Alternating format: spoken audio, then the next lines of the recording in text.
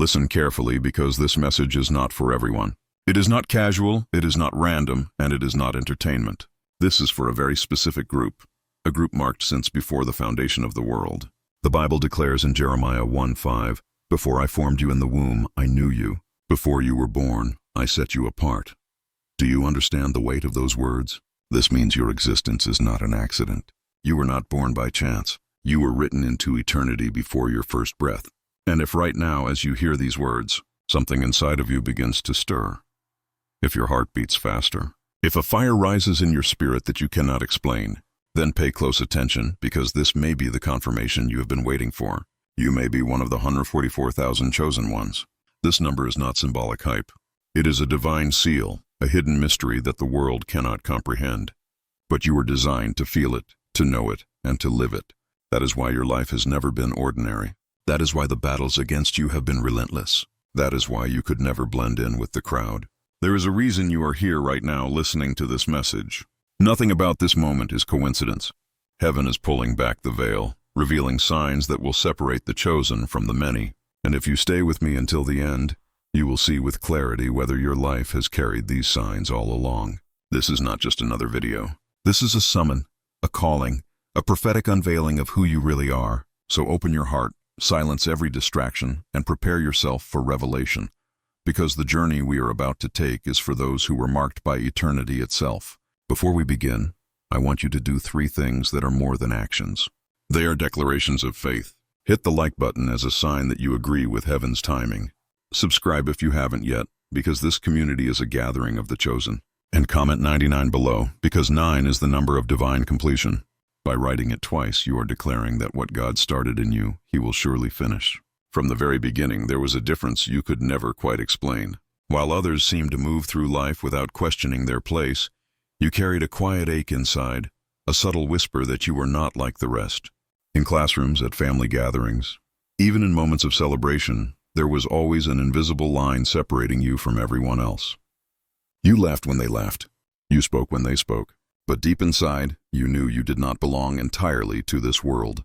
It was as if your soul was tied to another realm, one your eyes could not yet see but your spirit could never forget. That homesickness, that longing, it was not weakness.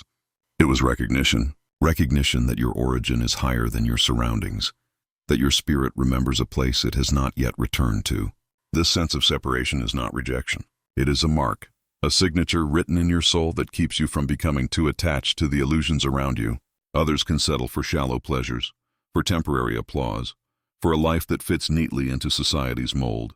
But you could never be satisfied with that. When you tried to conform, something inside you resisted. When you tried to silence your inner voice, it only grew louder. It is not because you were broken. It is because you were never designed to blend in. You were designed to stand out, to carry a frequency that the world cannot imitate. And this difference often came with pain. Maybe you were the child who asked questions no one wanted to answer.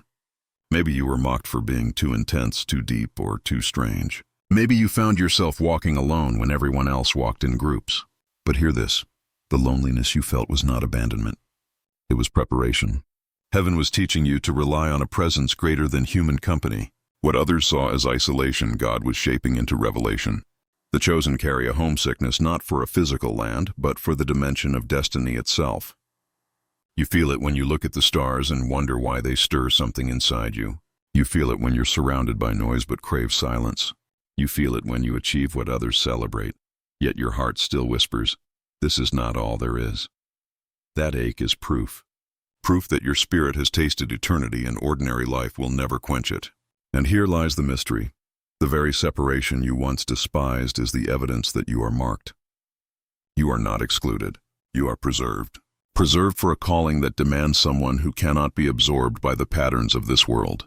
The separation is not a curse. It is the first seal. And if you are honest with yourself, you already know it has been there all along. But what happens when that separation becomes more than a feeling? What happens when the invisible line becomes a furnace shaping every part of who you are? Stay with me because the next sign will reveal why your trials have never been ordinary and why your fire has always been hotter than theirs. Pain has followed you like a shadow, hasn't it? While others seem to glide through life with fewer scars, your path has been marked by storms that never came to destroy you but to shape you. You may have wondered why the fire always burned hotter for you, why the pressure never seemed to ease, why cycles of hardship circled back again and again. But here is the revelation. These battles were never punishments. They were chisels in the hand of the Eternal, sculpting your soul into something unbreakable, something rare, something fit for eternity. Trials are the secret classroom of the chosen. What the crowd sees as unfair suffering, heaven calls training. Every heartbreak, every betrayal, every door slammed in your face has been a tool of refinement.